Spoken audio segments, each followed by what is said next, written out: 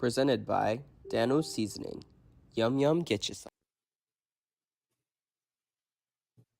What's going on, everybody? Welcome into the Sun Belt Syndicate. A special presentation here as we remember former App State Chancellor Ken Peacock. I am one of two hosts here, Dominic along with TJ Corman. I guess I pointed to the wrong side of the screen here. We are all good. They can see me. Yeah, we're part of the Dawgs Media Network, so check out collegefootballdogs.com all season long for all your college football coverage. We are also sponsored by Dano's Seasoning. Down here in the corner, we've got a little 3-pack that you guys can get from the website using the promo code below, Doggos. Enter that at checkout, and you could help out some of your college football dogs as we go along through the season. Getting into tonight's episode, longtime Chancellor at App State, Dr. Ken Peacock passed away at age 75 on Friday morning. He was the chancellor from 2004 to 2014. During his tenure, the school saw massive growth, not only in enrollment, but also in physical buildings on campus. That presence was also felt very easily on Saturdays in the fall, as Ken was seen from the field to the press box. Students and alumni both vividly remember him leading the band and holding national championship trophies as he led the charge for the football program on the field during game day. Throughout tonight's show, we will be joined by former App State football legends as they share their thoughts and stories with Chancellor Peacock during their time on campus. And I think without further ado, TJ, do we want to go ahead and bring in our first guest of the night? Absolutely. The man, the myth, the legend, Mr. Richie Williams. Yes. Welcome to the show, man. How you doing, bro? Good, bro. How y'all doing? Good, man. Very good. good. Hanging in there. First of all, thank you again for taking some time out of your evening, man. I know everybody's got kids. We all busy. We grown now. We bald now. So, nobody's got hair anymore. So, listen, I appreciate you, man. I really do appreciate you taking some time. No problem, bro. Yeah, man. I just wanted to, like I said, first start off, obviously, this special show tonight dedicated to Ken Peacock. I know how I'll remember him as one of the liveliest men, I've ever seen as it relates to a college campus. I mean, pushing up, doing push-ups with the cheerleaders, always carrying the trophies around. Yeah. I mean, he was a real deal, man. Tell us, any stories you might have of him and what are some of your fondest memories of him? Nah, just being on the sideline all the time, man.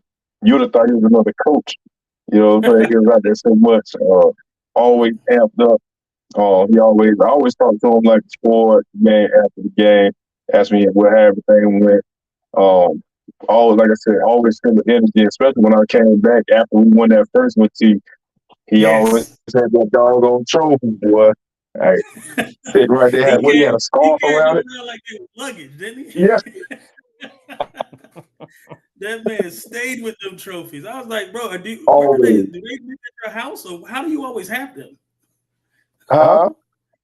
I was saying he always had the trophies with him, and I was like, bro, are they at your house? Like, do you keep them, or where do you? I'm sure he did. Yeah, they stayed up there with him. Yeah, he like I said, man, Chance was a good dude. He was a solid dude. He was always around. Like I said, damn near every practice he was there. Every game for sure he was there, bringing the energy, always bringing the noise, man. And like I said, he'll truly be missed by not just us, but how he affected the entire campus. I mean, I remember when we beat Michigan. You were long gone at that point, but student body dropping off the goalpost in his front yard. So just stuff like that, man, and him coming out with no shirt on. Like, first of all, don't come outside without a shirt on, Chance. Hey, but that's him, though. That's him. But that was him. That's who he was as a person, and like I said, we'll never forget him. That's for sure. So, to kind of shift gears, man, to a little bit of football. I know we're previewing our App State versus Coastal game. I know. I don't think. Actually, did you play against Coastal? That was my senior year. That was the very first time we played Coastal. Yeah, that was I think it was 30-0 at halftime. 30-0, man. I'm still upset because Coach Moore called the Dogs off at halftime. He was trying to be respectful. But what was crazy about that whole game was that he came in the locker room. he was for whatever reason super emotional. Like that's probably one of the most emotional moments I've ever seen Coach Moore have. Tell me what you remember about that, and tell me kind of what your thoughts were going into that initial Coastal game. I just know it was a whole lot of bulletin board material getting thrown around from them. Sir. You know what I'm saying? They staff was talking junk, putting stuff out there. And so we took it personally, even though we like, these cats really think they can play with us. Right. And you already know the mentality we had. Like, y'all coming to our house too? Boy, stop. Yeah, I know. Listen, and what was crazier was I was more excited about that game because that was the game where they actually discovered as a freshman that I could play. Really? And so I was like, I'm about to tote the rock. I was running reverses. I'm running because I could, fresh out of college, I didn't know how to run routes yet. And K Rich was the running back, and there was no way I was going to outplay him at running back. So I was like, man, I don't care how I get the ball. Just give me the ball. And Lil Mo came in and he was like, hey, freshman, you ready to run? Yeah. Yes, sir. Yes. Give me however you want to give me the ball, give me the ball. So it was that was cool, man. Like I said, it was a whole lot of memories, man, a whole lot of time back then. We came a long way. Long way, dog. University. Because I know the year before I got there, you guys was starting to build up. Y'all had I'll just say this. You didn't have your running back situation solidified at the time. No, bro, that year was rough. We had pieces, but we didn't have all the pieces, and we weren't as tight knit as we were when you got there. And a lot of that happened over the summer. You know what I'm saying? Did you not come up during the summer? I did. I came in. Remember, I came July. I think it was 3rd or July 1st or something like that. Because remember, I was staying in Cardinal. In Cardinal Apartments with Chill. It was me, Chill. Yeah, so you stayed upstairs, and then because Crew stayed with me downstairs at Cardinal. Right. Yep. But that summer is where everything really started to gel. Everybody got on the same page, Yeah. So, no, man. I mean, like I said, we had some good times. There was certainly some good memories. I know you got some stuff to do. I'm gonna let you get back to it, man. But I really enjoyed you. Certainly appreciate you giving us some time tonight, man. I know you're a busy man. You got a lot going on: NASCAR, coaching, family, the whole deal. I see the helmets behind you. Yeah, man. And look, in the words of T.O., that's my quarterback. That's my quarterback. Hey, I'm gonna bring in Armanti too. We'll go. And they're gonna transition. They're gonna real QB. What up? What's up? Chilling. What's going on, Money? How you doing, man? I'm doing, man. Just busy. Yeah, a lot of busy. Just busy these past couple of months. So ripping and running.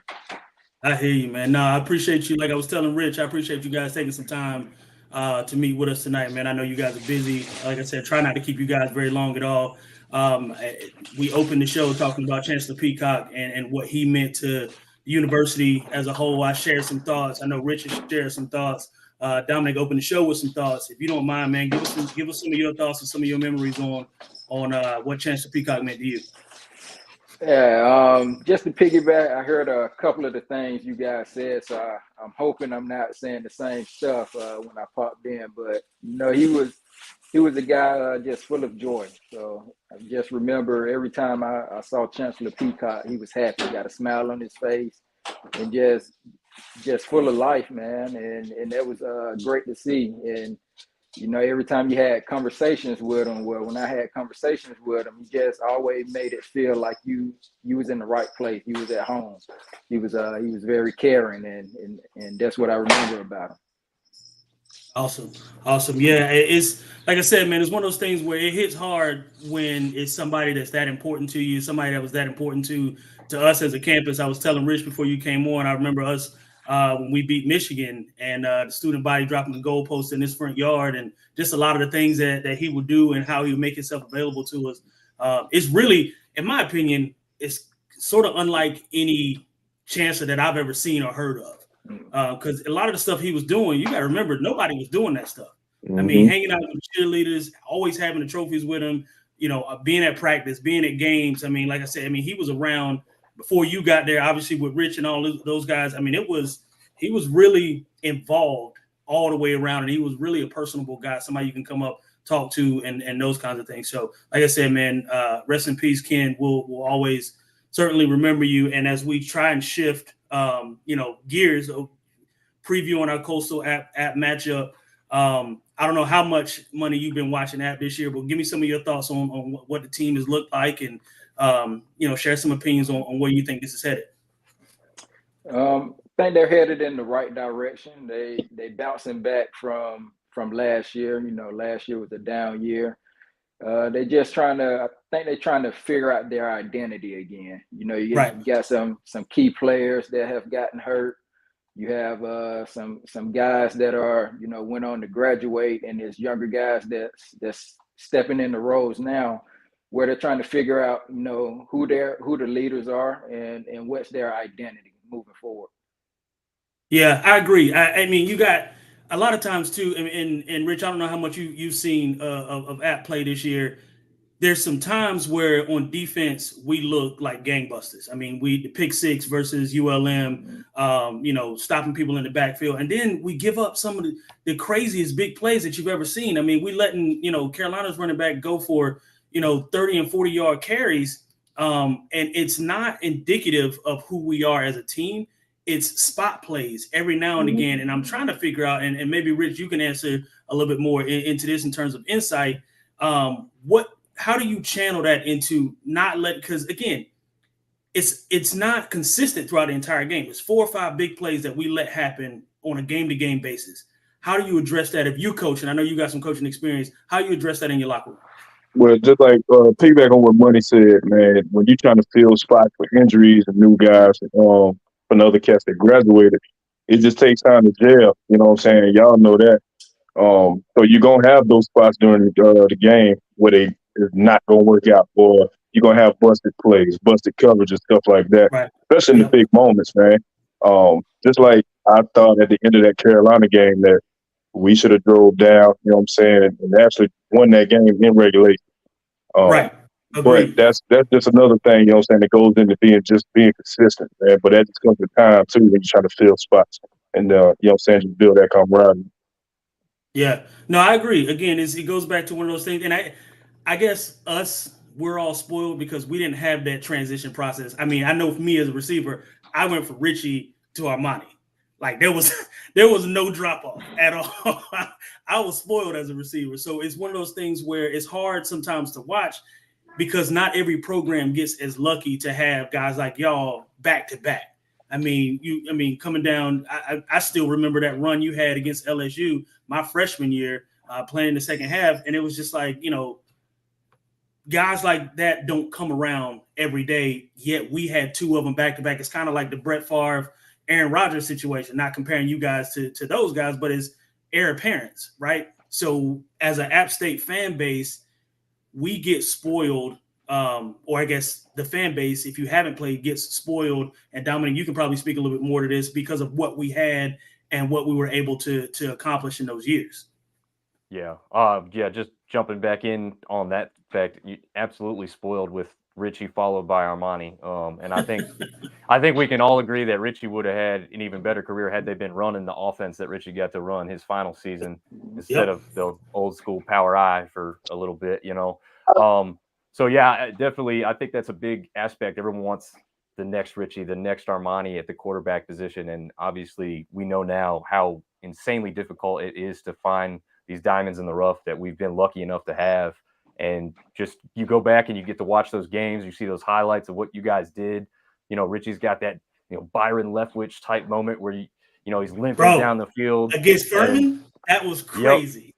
Yep. And then Armanti's got, getting banged up throughout the season and still coming in and playing his heart out. And you guys both come away with national championship. And I mean, it's just been phenomenal to be a fan of this team. And I was kind of lucky enough to be coming in right as all that was kind of happening. I did grow up in Hickory, but weirdly enough, graduated high school up in Pennsylvania. So my first national championship for App was watching up in my living room in Pennsylvania as Richie and the guys and you guys all took it home there in Chattanooga for the first one, and I was lucky enough to be there in person for the last of the 3. So, yeah, it's been an amazing ride, and we've been lucky to, as fans, to follow you guys that put this school and these fans in position to be in the Sun Belt and do what they're doing now and accomplish what they're accomplishing now. And, it's just been phenomenal. It's an honor to be on with all three of you guys, to be totally honest, and just to have TJ accept the, come on this show and do this pretty much weekly, and now have you guys jump on. It's awesome, and I know it's showing in the view count tonight. By far our biggest viewership so far. So we really appreciate you guys coming on. That's what happens when you got legends. It is. That's what happens when you got legends. You know what I mean? I'm trying to be like you guys when I grow up. You know what I mean? So, but no, on a serious note, and I told you guys I wouldn't keep you long. I know you guys got stuff to do. Last thing I want to touch on before you guys jump off, and I'll start with you, Richie. I don't know how much you've seen of Coastal and App play this year. I know we talked about, the Carolina game. Give us what you think the breakdown should be for Appalachian State going into this game against Coastal. How do you see it? How do you see it shaping up? Man, well, I haven't been watching like weekly because I work on the weekends too. So exactly. But I know they got McCall's back at quarterback. If he gets going, he could be dangerous. So pretty much just contain him, man. Keep him in the pocket, man. Keep him from making them explosive plays. And then on offense, we got to be consistent. And also we got to mix it up a little bit too, from what I've seen. You know what I'm saying? Take a few more shots or whatnot. But we do have the tools to come out with the dub. We just got to be confident in what we're doing.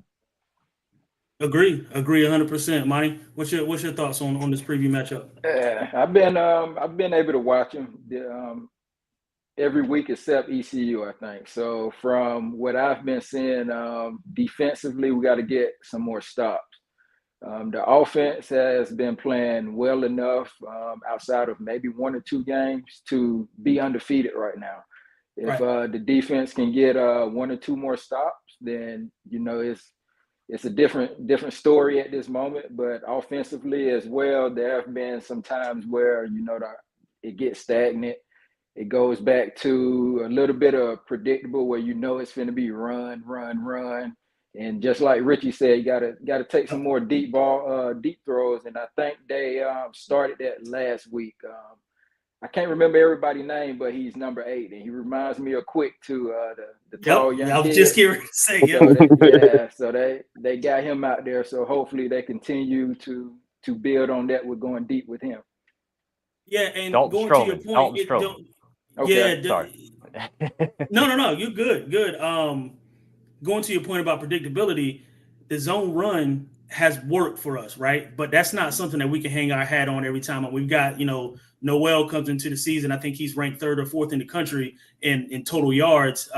Dom, you can correct me if I'm wrong on that. But that can't be the end all be all. Like, we've got to take some deep shots. We can't on, 3rd and 7 rely on the stretch, on the stretch zone play. It doesn't always work. So we've got to add some variety to our offense. And then, like you said, Monty, spoken like a true quarterback, we got to get some stops on defense. We got to make sure we limit the big plays, man. Like I said, it's not that defense isn't playing well enough for us to be winning.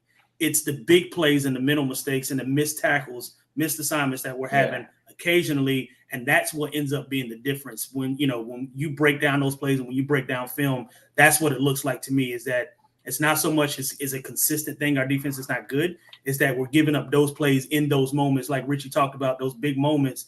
That's what's the difference moving forward. So, again, like I said, I know we've got Devin Moore waiting in the wings, but thank y'all so much for joining us, man. I can't tell you how much I appreciate this from you guys. Again, I know y'all are busy, so really appreciate you guys, and I hope y'all have a good night.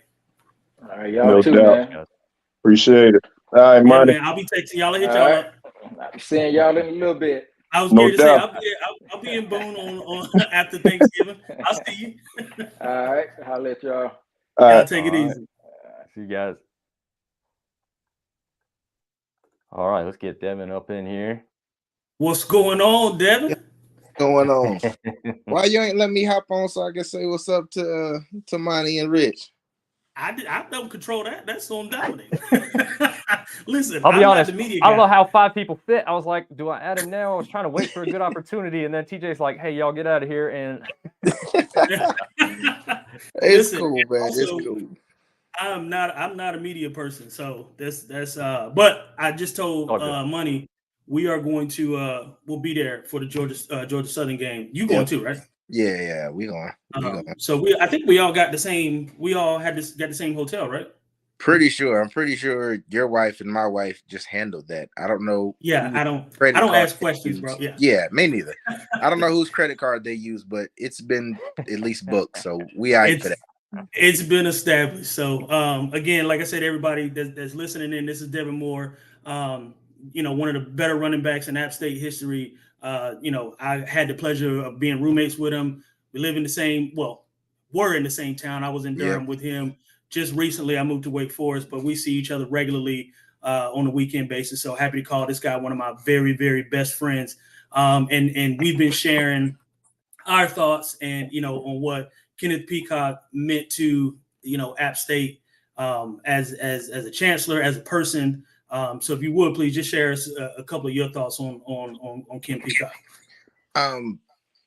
Peacock was an overall great chancellor. Like, I'm pretty sure Armanti and Richie had spoke about it, but it's rare that you see a chancellor on the sideline cheering up and down with the cheerleaders, interacting with the fans. You remember that night after election, we drove up to his house and he came out at 10 o'clock at night, to celebrate with everybody. Like, you don't see that across campuses, across the country. So for us to have a guy like that, it's just, I heard you all talking earlier about being spoiled. We were spoiled when it comes from that aspect of it. Yeah, and from the top down, we were spoiled. Yeah, exactly. And to have a chancellor so involved with just not sports, even though we were winning, but everybody, you can see how the rest of the student population kind of acted with them, embraced him, interacted with him. Like, it was, once again, it was crazy to see. I imagine most students can't tell you who their chancellor name is, and we've got hugs and high fives from. I was going to say, we know him on a first name basis. We would see him walking out. What's going on, Ken? Like, what's up, Chance? Like that kind of stuff. I mean, it was that sort of relationship that we had with him on a day-to-day basis. So, exactly. It goes without saying how much he'll be missed. Again, I can't even put into words what his family must be going through. Yep. So again, thoughts, prayers, all of that stuff, lifting you guys up and certainly wishing you guys the best. So as again, we have done a couple different times trying to transition over to the football side of things now. I know you've been keeping track of apps so far this year. We've been on some text threads. We've been pissed off sometimes. There's been some things that have been said. Before we jump into the Coastal preview, give me your overall breakdown of what you think either needs to change or where this team is headed. What does it look like for you? I heard a little bit about what you all spoke about before. I think our offense is coming around. Obviously, I play running back, so I want us to run the ball as much as possible. But I think they got the right quarterback in there now. Not that the first gentleman wasn't good, but I think Aguilar is doing better and has settled in quicker. So I think offense is coming around. I would like us to get a little more creative with the type of runs that we do. So that's exactly what I just said. That zone read, zone stretch play. So it's good when it works.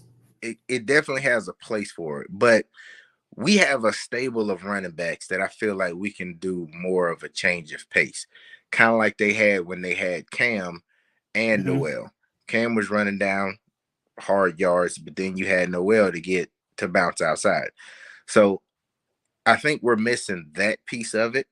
Right. When it comes to more of a change of pace, throwing two backs at it. As far as the pass game, once again, I feel like we have big plays here and there.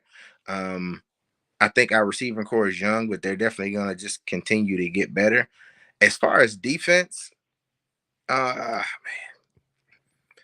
we're good. We're just not quite there. Right. Like we just talked about it. Me, Money, and Richie. And I know you heard some of it. It's not that they're consistently not playing well. Yeah. It's the big plays that they give up in the worst possible moments that you can give them up.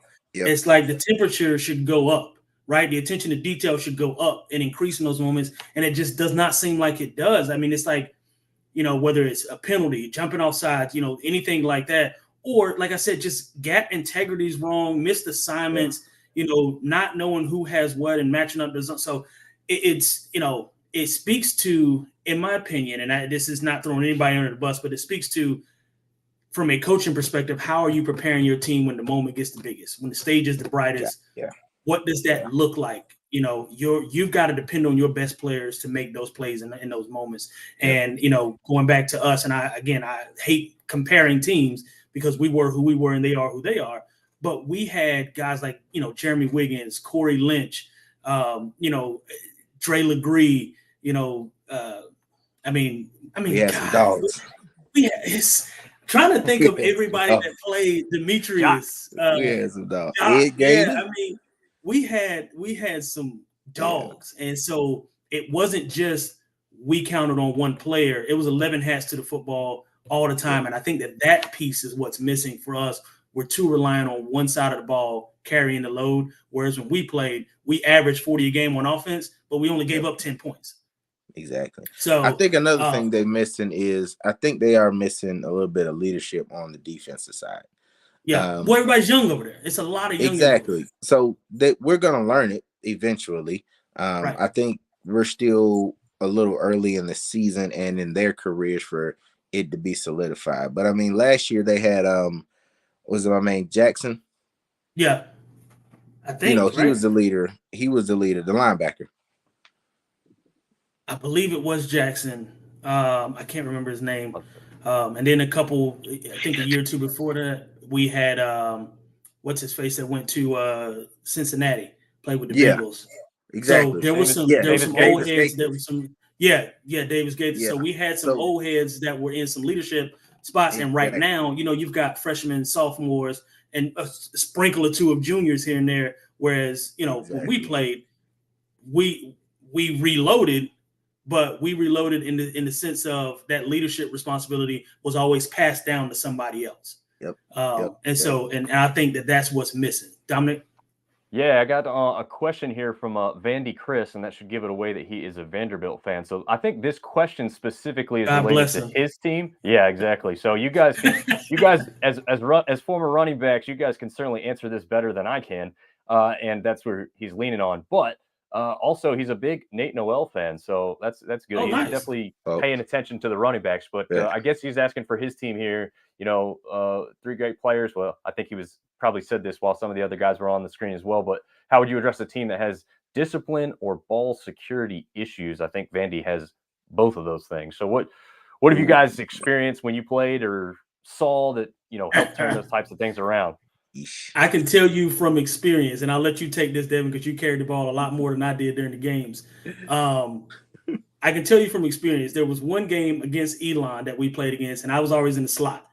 And I asked Lil Mo during the game, I said, man, can I please get in the backfield? Can you give me the ball? Just let me. And I think it was a couple plays I ran, did really well. And the third time I got in the backfield, he handed me the ball off on 41. And I fumbled. We got the ball back. Now, keep in mind, I only fumbled 4 times in my entire college career. So it wasn't very often that I fumbled. I didn't touch the ball out of the backfield for the next 3 games. That's that. So everything I had was catches. There was no running the ball for the next 3 games. So I say that to say there has to be consequences for your actions. Now I get it. If you got starters that are fumbling the rock and doing those, you got to depend on who you have to depend on. But ball security was preached to us at an all-time high, and you know you can't turn the ball over. And Devin, again, like I said, I know you can speak a little bit more to that.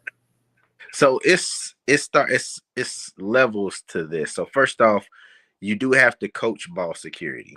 So you have to have drills throughout practices every day in a routine to practice ball security. The next thing is, you're right, you have to have consequences to it. So there has to be some kind of punishment to fumbling. And I'm not saying it's not playing or whatever the case may be, but you can't just allow that to continue to happen. The next thing, it does come down to your coaching style. So, I mean, once again, with us, with Little Mo, you kind of understood that when you did fumble, you was going to get ringed out when you got back to the sideline.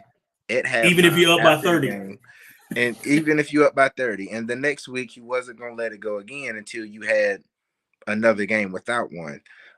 There is a mental component to turnovers, it seems like they come in waves. So if a whole team is, fumbling or intercept or, getting pick six, just turnovers, they seem to come in wave, and then it gets in people's mind, and it's hard to get out of that cycle, which I think is probably the biggest thing. If you have a running back who's fumbled once, 2-3 games in a row, it starts to get in his head. So exactly. So you got to get a coach to help him out of that rut.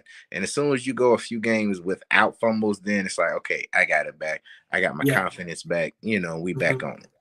Because also, too, you running tight with that ball, right? Yeah. Because once you fumbled a couple times, you're focused less on breaking away and breaking tackles, and more on covering the ball, and you're not being yourself, right? And you're not being a running back, exactly. Right, you're not being a running back. So it takes away from, like you said, that mental component, that mental part of it. It takes away from who you are, as an actual player. So, again, I know you're busy, newborn, you got a 3-year-old. Making dinner. I know you got a lot going on, man. Last thing I'm gonna ask you, going into this matchup with Coastal. I know you've watched Coastal this year. I know you've watched App a lot this year. What are the keys to the game for App to kind of turn this thing around again? It's not like we lost. We did win the game. We're talking like we completely went out there and laid an egg. But what are some things to turn around? We should be undefeated. Right. Exactly. So what in your mind are some things that we need to be focused on going into this thing against Coastal? I saw them play Georgia State, and Georgia State established a run game, not only with the running backs, but with the quarterback as well. So, and then after that, I mean, it's like whatever Georgia State decided to run was going to work. So I think if we can, once again, I'm a running back, but still, if we can establish the run game early in the game, it's going to make Aguilar and those wide receivers' job so much easier, because one-on-one, you're not going to hang with our wide receivers. No, not happening. He's a pretty darn good, accurate passer, so he's going to put it where he needs to go.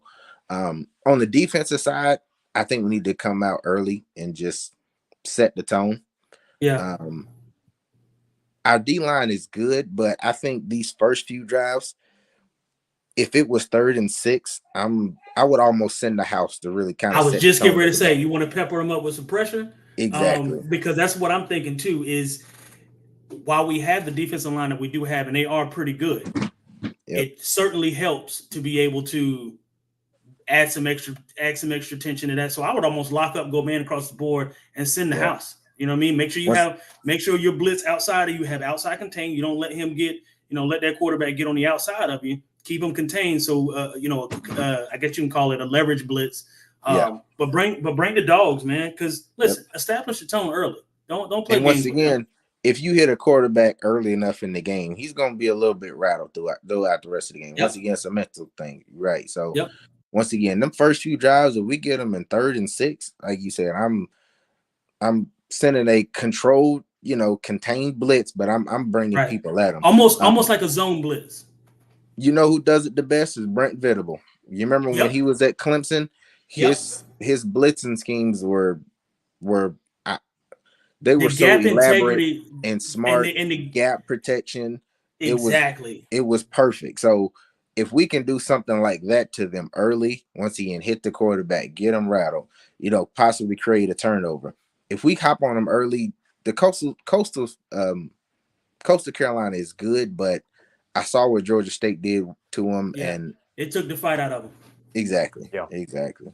Yeah. So back on the rotation on the running back, you think you go to that early and often, or are you kind of letting Noel set the pace first and then sprinkling these other guys in? Because it seemed like that was kind of what they did. I think a little bit more of last game.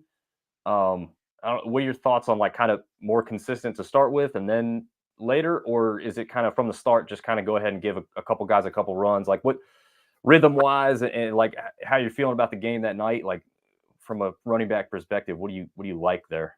Yeah, no, Noel's the running back.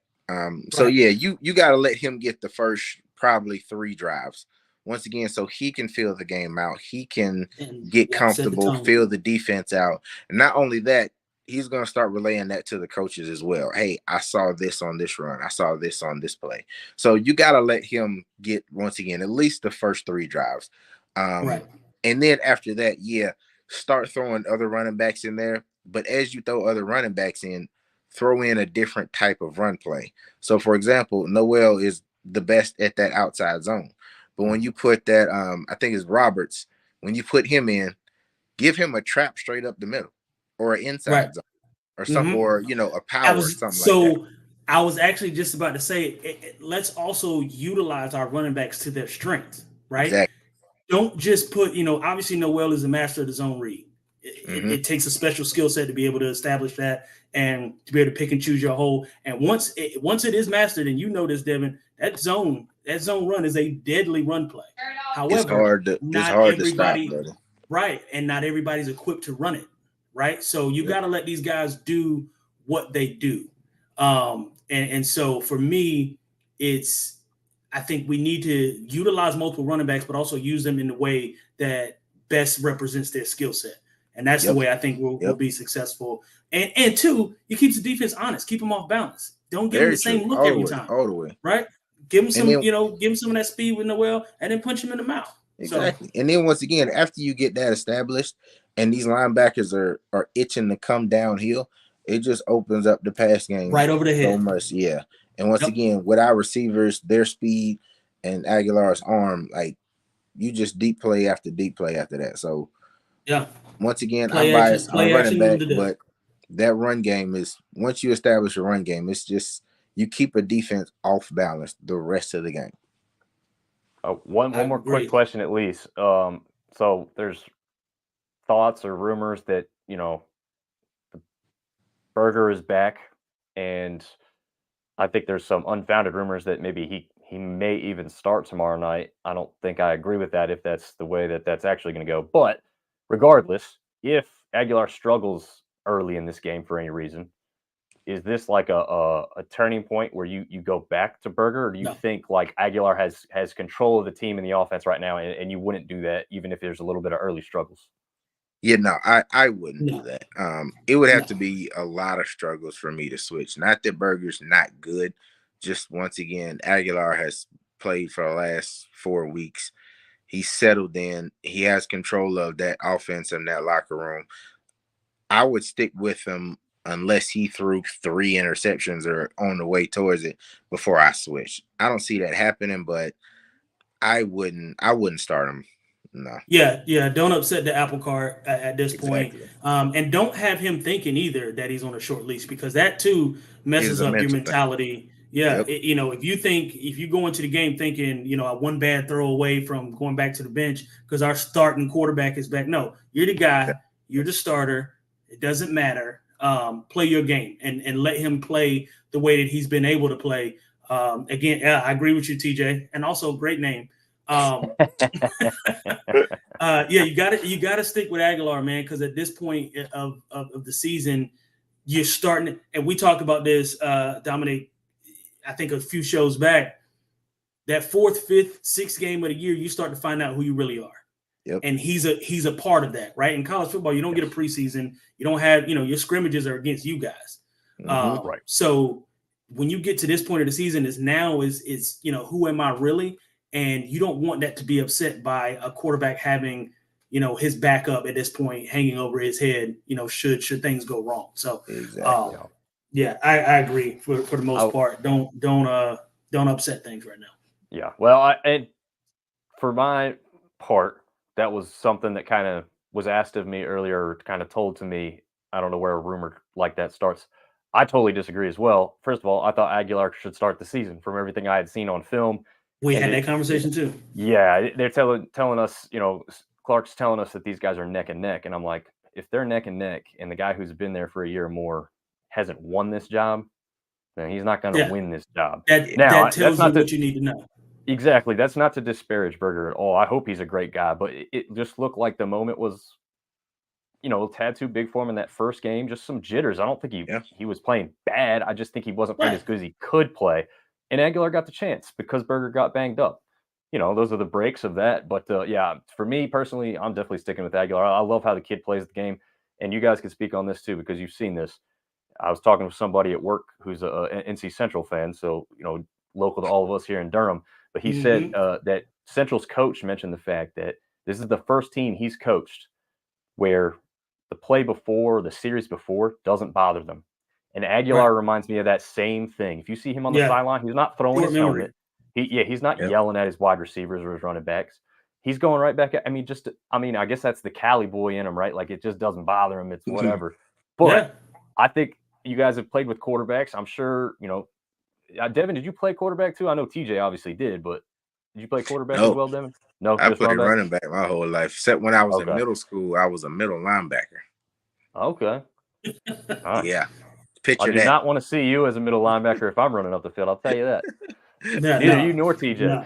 Then I did not. You ain't got to worry about me. I ain't tackling nothing. Nah, not anymore. I didn't hit a growth spurt when I got to high school, and I was like, I can't do this no more.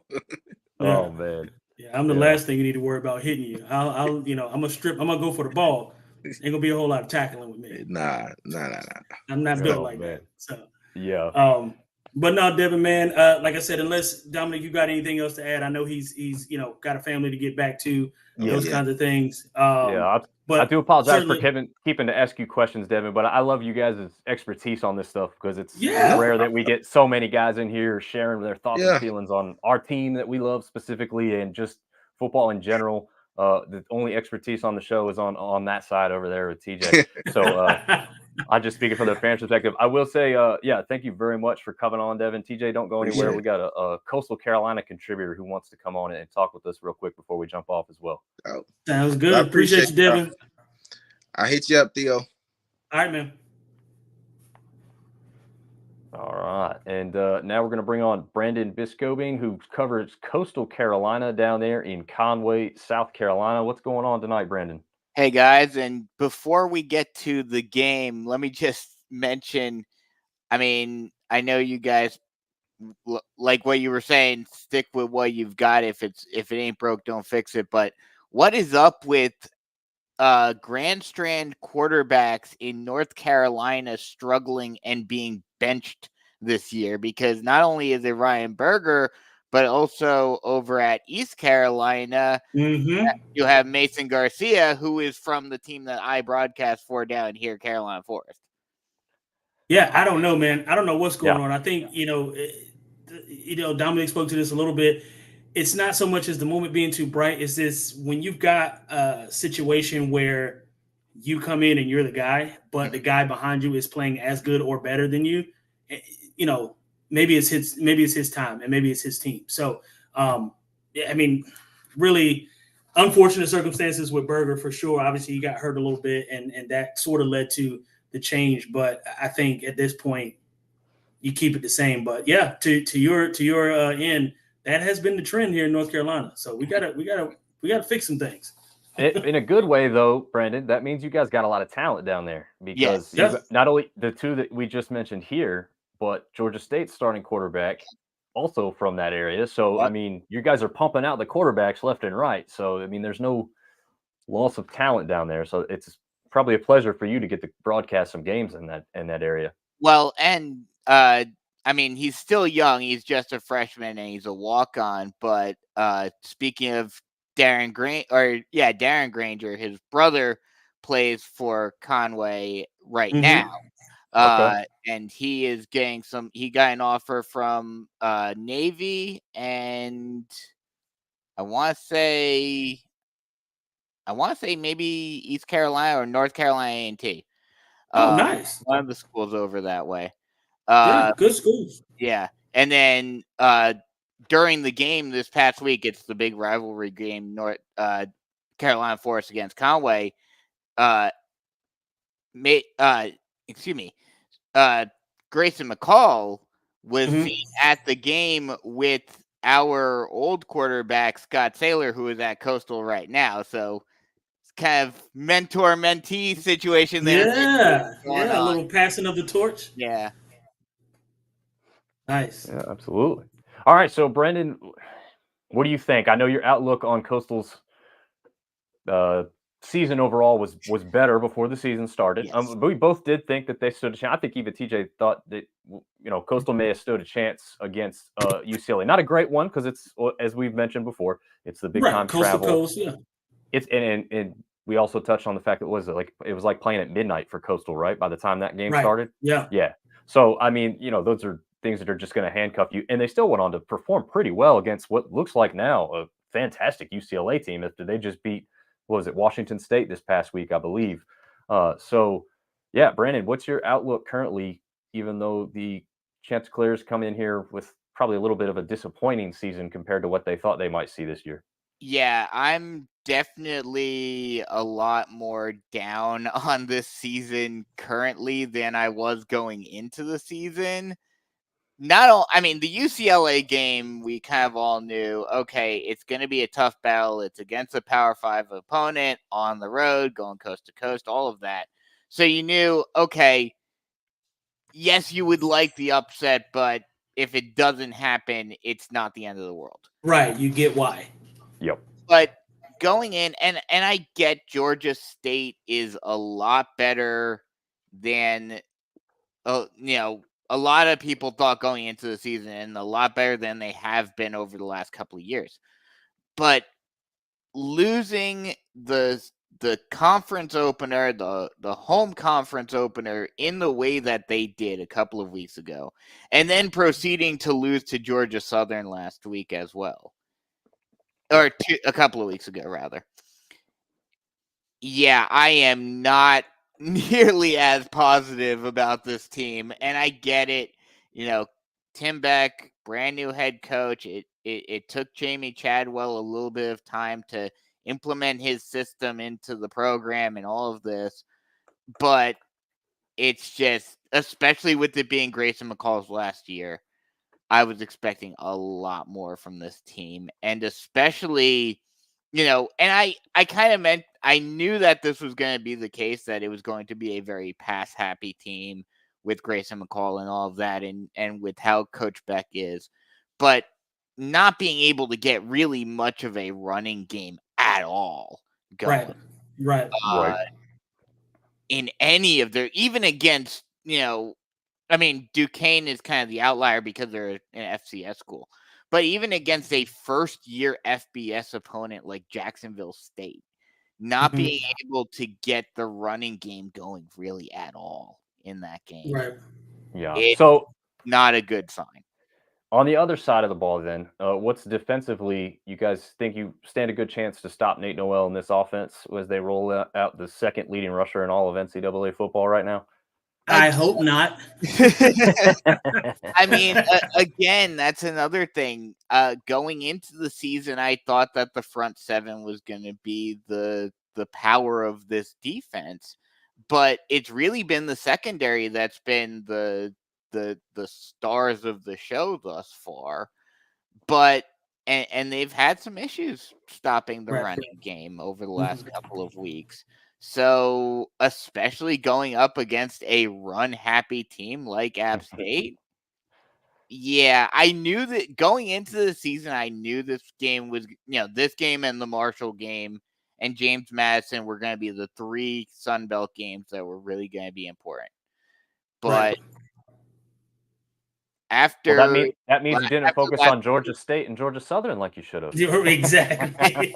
I agree, but that's the thing. Going into the season, you were thinking, okay, Georgia State, Georgia Southern should be pretty relatively easy wins. They're not the top of the level. They're not the top level of the East. Right. But the way they played against those two teams, it is not looking good for the remainder of the season. All right. Well, so the remainder doesn't look great, but what's your specific outlook, maybe score-wise, or maybe just a real quick view of what you think the game might look like tomorrow night there in Boone?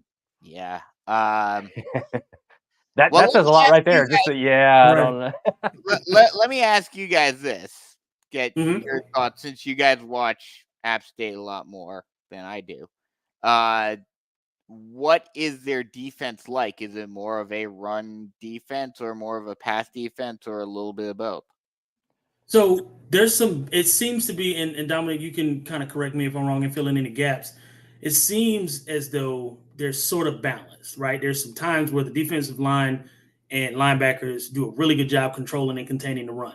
And then there's times like against ULM where we get pick sixes, right? And we really play great on the back end. The problem is it's not all at one time. And that's been my issue with them is that, they'll play great in one phase of football and then the other phase kind of goes by the wayside or vice versa. We have yet to put a full defensive game together where we stop because we're capable of doing it. We have the talent to do it.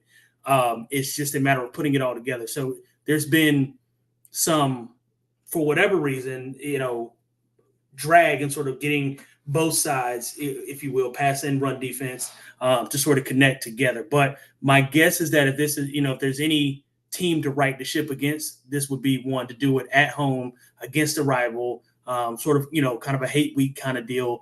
And knowing the struggles that you guys have had on, in all phases really of football, I think this is a get right game, so to speak, for us to be able to kind of put everything together, in my opinion. Yeah, no, and that's why I asked, because I think, like you were talking about, with them not being able to they're either very good against the run, but not so good against the pass, or vice versa. Right. If they can dominate the passing game and shut Grayson McCall down on a passing front, then yeah, it's going to be a disaster for Coastal, because the running game just has not been able to do much of anything yet.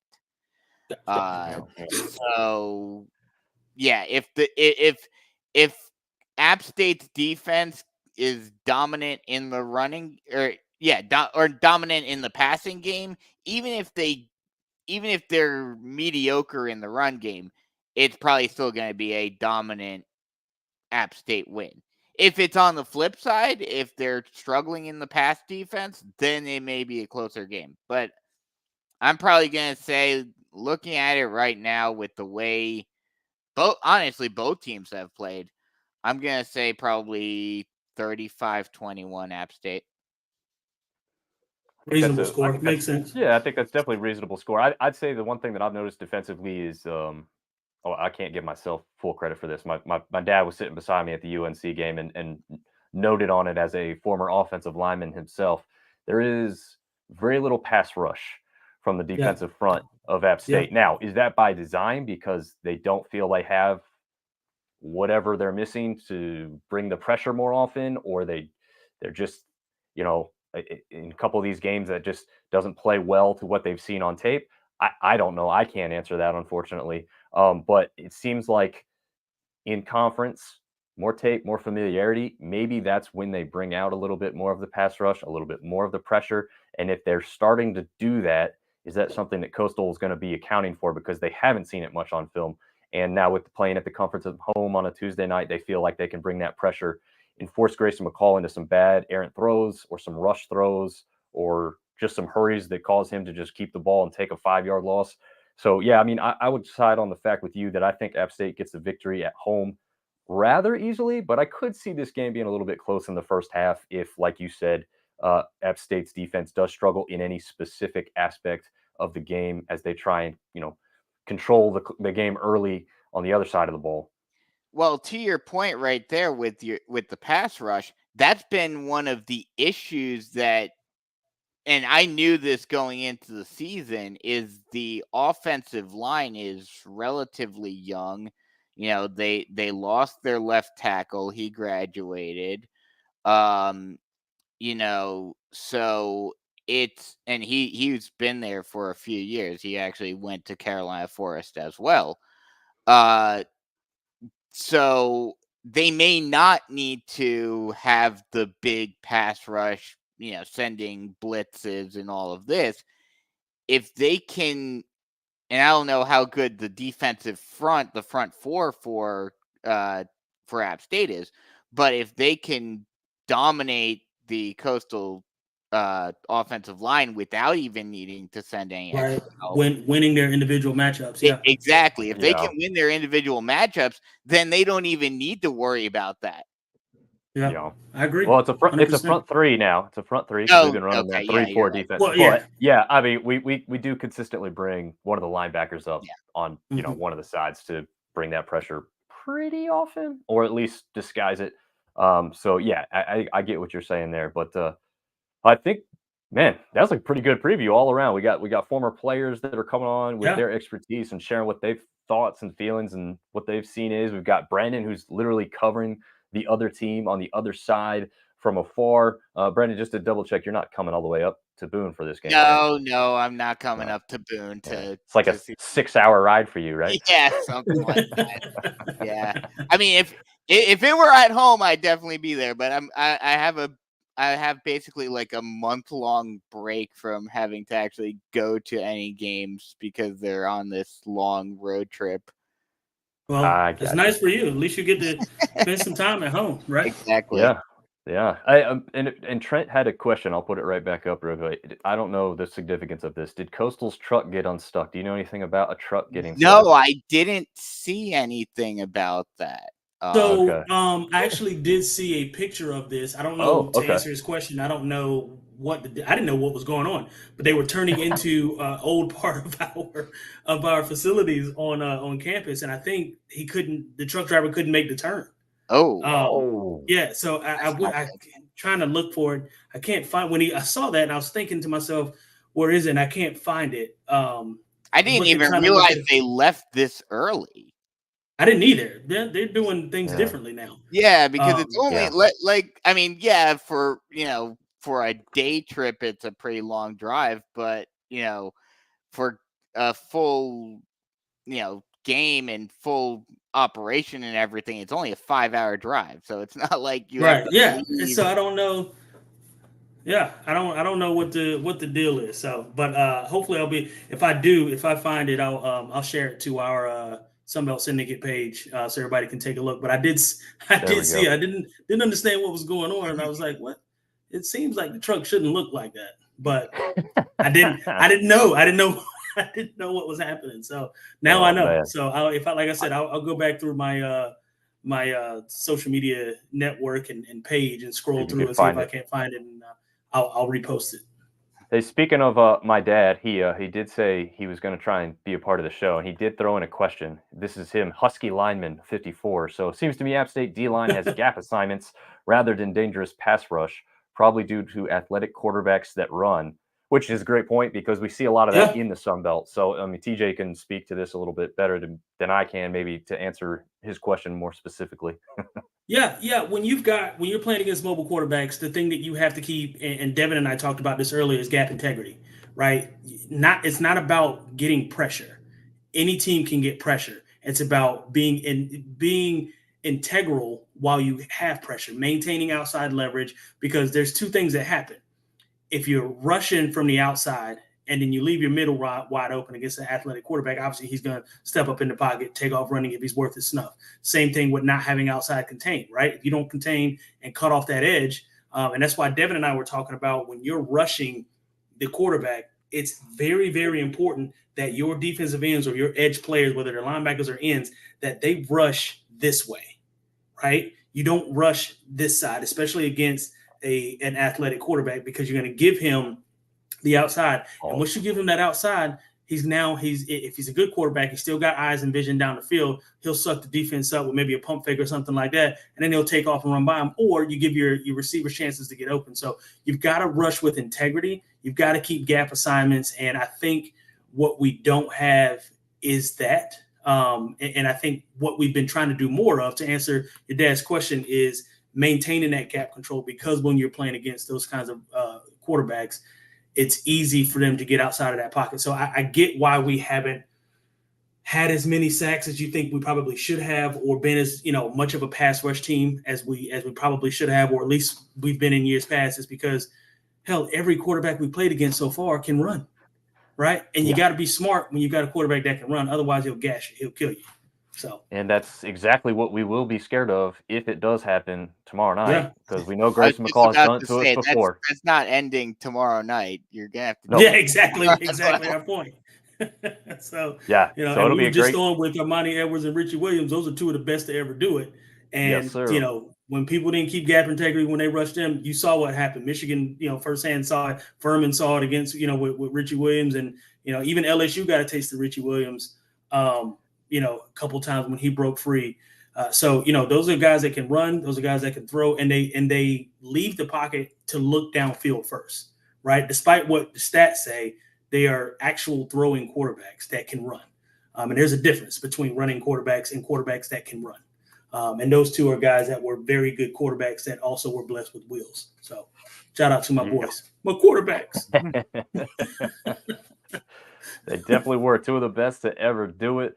Guys, unless we have any final thoughts, I think that was a great show there and should about wrap it up. Looks like the questions have kind of come to an end here, and I think we've reached a pretty good stopping point. I think we got one hell of a matchup coming tomorrow night because we don't know exactly what will happen, but we've just talked about all the opportunities that both teams will have to succeed. So hopefully everyone will tune in. It's a 7:30 kick on ESPN2. And any final thoughts, gentlemen, before we say adieu? Go App. I'll be there. Or not be there, but I'll be in front of my TV. That's for sure. Brandon, where can people follow you along the journey as College Football Dogs continues their growth really here in the college football coverage world? They can follow me on Twitter at Bisco on the Air, and just follow me on College Football Dogs. May have some more stuff coming in down the pipeline soon. So awesome. Thanks, Brandon. I really appreciate you being a part of the show, buddy. Absolutely. And for any App or Coastal fans that are going to be in Boone tomorrow night, yours truly will be there. I've got some swag, some stickers are both the Sun Belt Syndicate and College Football Dogs. If you see a beat, run into me, ask for one. I'll give you one. They're free. Sounds good. All right, gentlemen. Thank you very much for being a part of the show. TJ, we'll talk. And Brendan, see you later, man. See ya.